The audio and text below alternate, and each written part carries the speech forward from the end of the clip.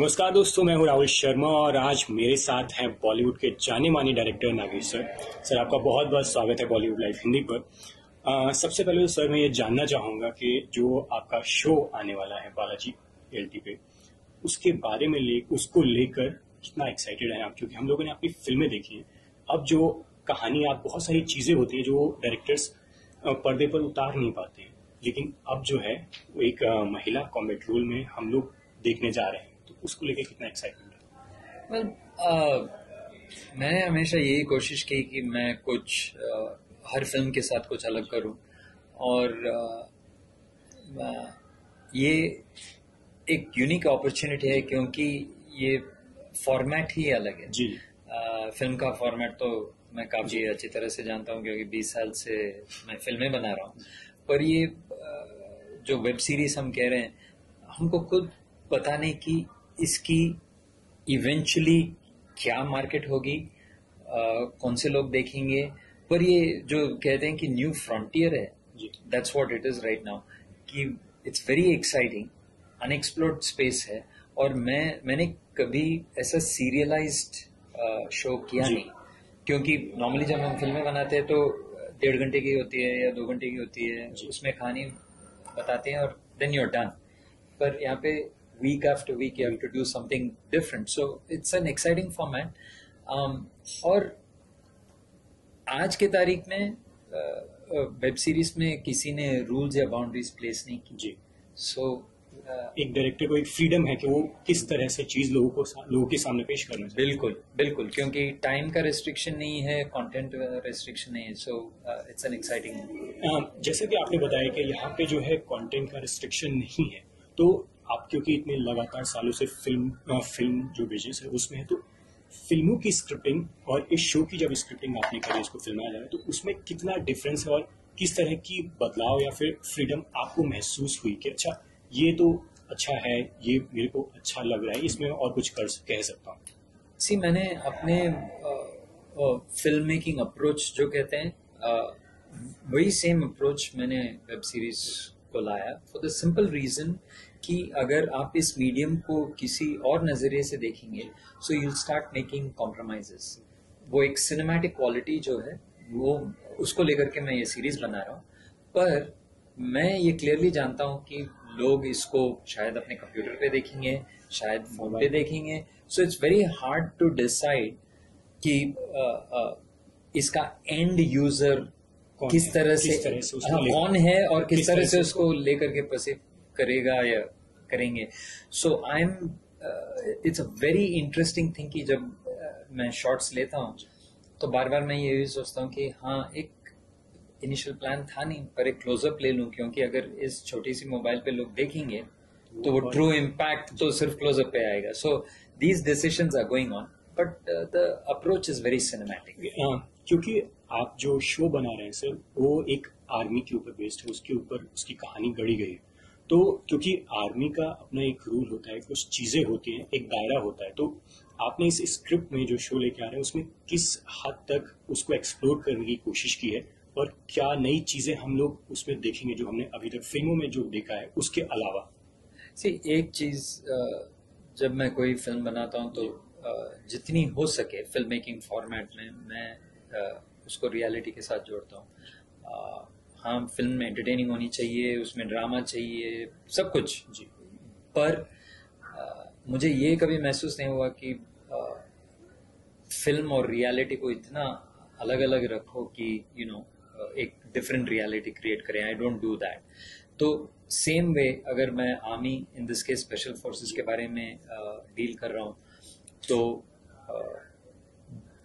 Research तो एकदम solid है, पर हम ये भी सोचते हैं कि क्या लिबर्टीज ले सकें ताकि ऑडियंस को भी मजा आए।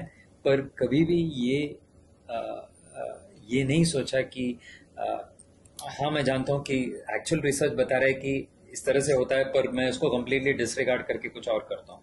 बिकॉज आर्मी जैसे इंस्टीट्यूशन को रिस्पेक्ट और रेवरेंस के साथ देखना चाहिए जी, but at the same time I want to deal with it honestly.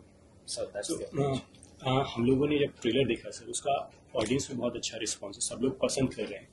तो जो ट्रेलर है उसमें आप हमने ये चीज़ देखी है कि उस पर कुछ इश्यूज जो हैं उनको बहुत अलग तरह से उठाने की कोशिश की है। जैसे एक डायलॉग है कि हम सब लोगों को एक रूम और उन मैडम को अलग से एक रूम। तो वो कहीं ना कहीं सोच हम लोग को पता, वो सीन्स में आपने दर्शाया है। तो उसको लेकर कितनी मेहनत करनी पड़ी, क्योंकि आप चीज़ें तो उठा रहे हैं लेकिन लोग उसे किस तरह से लेंगे और लोगों के सामने उस चीज़ को किस तरह से पेश करना है, उसको लेकर राइटिंग पार्ट में कितनी मशक्कत करनी पड़ी। जी, मैंने हमेशा अपने फिल्मों के साथ यही किया कि मैं यूजुअली दोनों साइड पेश करता हूँ जी। एंड फिर ऑडियंस जज करें कि कौन सी उनको सही लगती है। क्योंकि ये मैन वुमन का लाइन जो डिवाइड है, ये हर सोसाइटी ने की है with completely different results. Her country की एक रिस्ट्रिक्शन होती है कि औरतें ये कर सकती है, ये नहीं कर सकती है, थिंग्स लाइक दैट।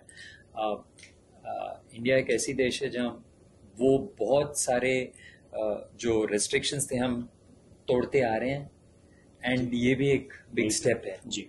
तो जब फरवरी 2016 में प्रेसिडेंट ने अनाउंस की कि विमेन कॉम्बैट रोल्स में अब शामिल कर सकते हैं, तो there is a lot of excitement, but debate भी हो रही है कि क्या is it suited for them, is it not, and that's what the show does. It raises those questions कि आप खुद ये समझने की कोशिश करें कि ये सही है, गलत है, या हमारी सिचुएशन के लिए क्या सही है। सर, क्योंकि ये बालाजी जो है ऐसा प्रोडक्शन हाउस है जो कि हमेशा अपने कंटेंट को लेके बहुत चीज़ों पे ध्यान देता है। कंटेंट पे अगर आप उनके टीवी शोज देखें तो वो जैसा ऑडियंस चाहती है, या फिल्में देखें, उन्होंने फिल्मों में भी बहुत सारे नॉर्म्स तोड़े हैं। और उसके बाद अब जो है एकता कपूर जी जो पूरा वेब सीरीज को लेके आ रही है अपनी ऐप के साथ, तो उसमें तो वो क्रिएटिव पार्ट जो है बालाजी का, जब आप लिख रहे थे इस शो के लिए, तो वो कितना इन्वॉल्वमेंट था उनका कि अच्छा ठीक है ये हम लोग कर सकते हैं इस पे, या ये नहीं कर सकते, उनका कितना इन्वॉल्वमेंट था? वेल, हर ये एक ऐसी फॉर्मेट है जहाँ पे because there are no restrictions, हम फ्रीली कहीं भी जा सकते हैं। क्योंकि नॉर्मली जब बालाजी की भी जो रेलेवेंस है वो ज्यादातर टीवी में है। Definitely they made films, but और टीवी के काफी रेस्ट्रिक्शंस है, फिल्म के उससे कम है, पर फिल्म के भी रेस्ट्रिक्शंस है। अब तक वेब सीरीज में रेस्ट्रिक्शंस नहीं है, so there is a lot of freedom to explore. आगे चलकर देखते हैं कि वो एक्सप्लोरेशन कहाँ तक सही है, गलत है, बिकॉज ये ऑडियंस देखने के बाद ही हमको पता चलेगा कि कितना हद तक देखना चाहते हैं, कितना हद तक। क्योंकि इसमें निम्रत जी हैं, तो उनके बारे में मैं पूछना चाहूंगा, उनके साथ काम करने का एक्सपीरियंस कैसा रहा? क्योंकि हमने उनकी फिल्में देखी, कमाल की होती है, लोग उनको बेहतरीन तरह से पसंद करते हैं उनके रोल्स को। तो आपका एक्सपीरियंस कैसा था उनके साथ काम करने? मैं हमेशा, इट्स बिन वंडरफुल, पहले यही कहना चाहता हूँ, क्योंकि जब डायरेक्टर और एक्टर एक अच्छा सा हाँ बिल्कुल रिलेशनशिप बन जाता है, तो फिर काम करने में मजा आता है। Nimrat is very interesting in that वो एक ऐसी एक्टर है जो पहले सारे इंफॉर्मेशन को ऑब्जर्व करती है, फिर शी रेजेस द क्वेश्चंस।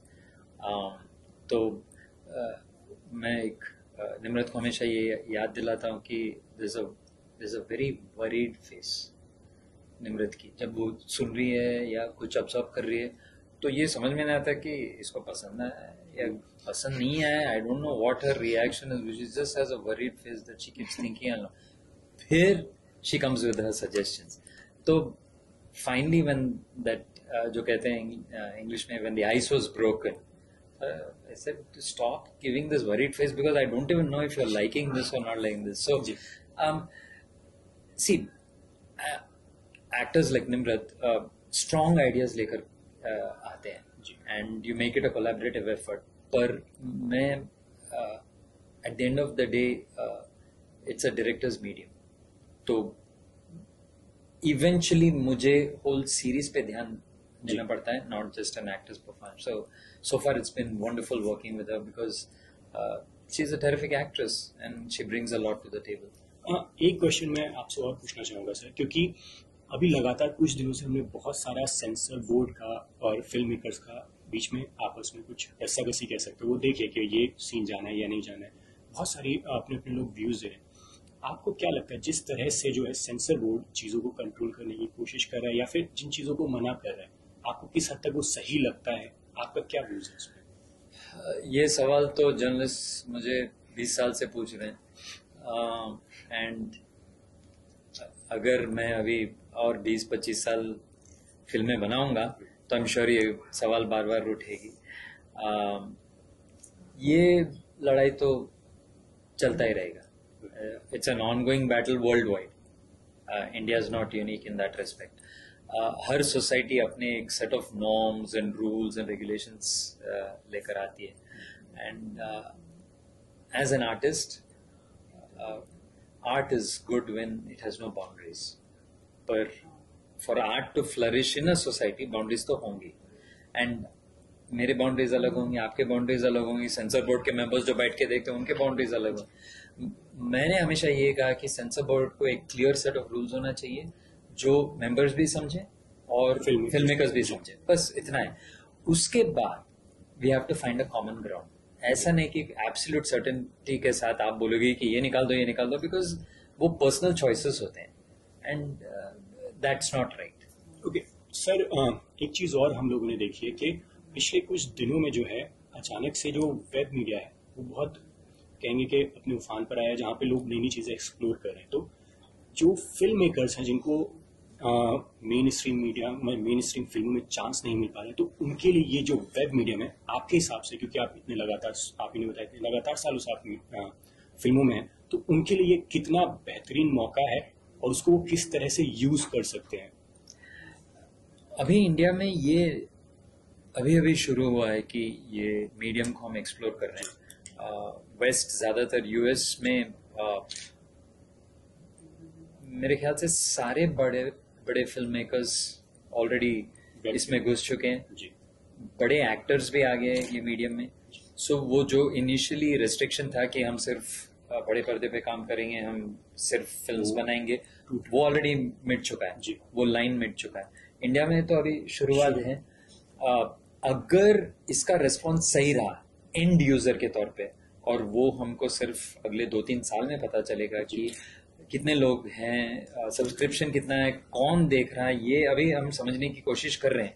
अगर वो नंबर स्ट्रांग हो गए, और एक चीज इंडिया में आबादी कम नहीं है तो नंबर्स की कमी नहीं है, अगर वो नंबर्स आ गए तो फिर आप देखेंगे कि ये तो जस्ट एक्सप्लोर होके कुछ और ही बन जाएगा। जैसा प्रेस कॉन्फ्रेंस में इक्का मैम ने कहा है कि वो उनका जो ऐप है वो सब्सक्रिप्शन बेस पे है, वो फ्री नहीं है। करेक्ट।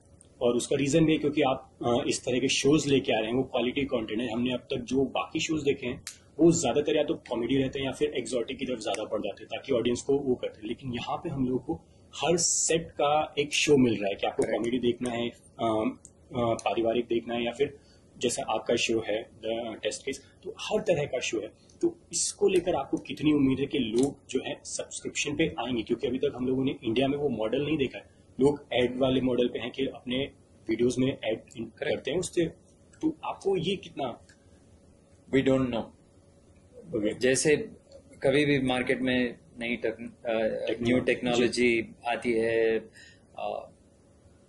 लोग बस गेस करते हैं, एंड थोड़े लोग नए फॉर्मेट्स को एम्ब्रेस करके पहले जाते हैं, and Ekta is one of them. She is someone who is attempting to go in first. So we'll find out ki is that the right decision, is that the wrong decision, we all don't know. And the biggest credit that should be given is she's trying to do something which the others have not done. That is the biggest thing that you can give credit for, because बहुत सारे बड़े companies बात कर रहे हैं, but no one is investing this much money or effort into इतने बड़े media में इस तरह से इन्वेस्ट अभी तक किसी ने नहीं किया for different kinds of shows. So that is something we'll have to wait and see. Okay. Sir, last में मैं ये पूछना चाहूंगा आपसे कि जैसा कि लोग कह रहे हैं कि एक तरह का जो ये ऐप है वो इंडिया का नेटफ्लिक्स जो है वो आगे चल के बनेगा, तो आप उस जो एक कहते हैं ना एक कॉम्प्लीमेंट इतना बड़ा अगर आप देखें तो अभी शुरुआत भी नहीं हो पाई, अभी लॉन्च होना बाकी है, तो उसको लेके आप आखिर में क्या कहना चाहेंगे? इस तरह के रिस्पॉन्स अभी से मिलना शुरू हो गया उसको। Well, मैं यही कह सकता हूँ कि I wish her all the best, क्योंकि if you make an attempt, if you are gutsy enough that you are going to be the first to try it, है, you know, I really wish her all the best.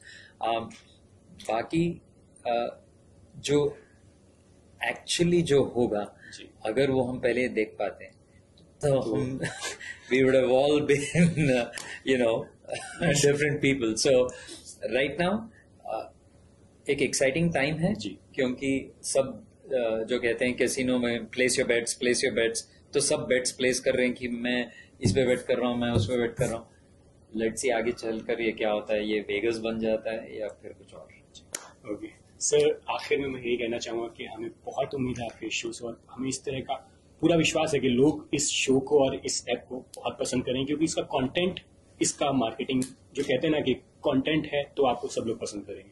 तो मैं यही दुआ करता हूँ कि आपका ये शो बहुत बड़ा हिट हो, इसके बाद आप और नए विषय हम लोगों के सामने लेके आएँ और ये ऐप भी लोग ज़्यादा से ज़्यादा डाउनलोड करें. Thank you sir, Bollywood life के साथ बात करने के लिए. Thank you very much sir. Pleasure.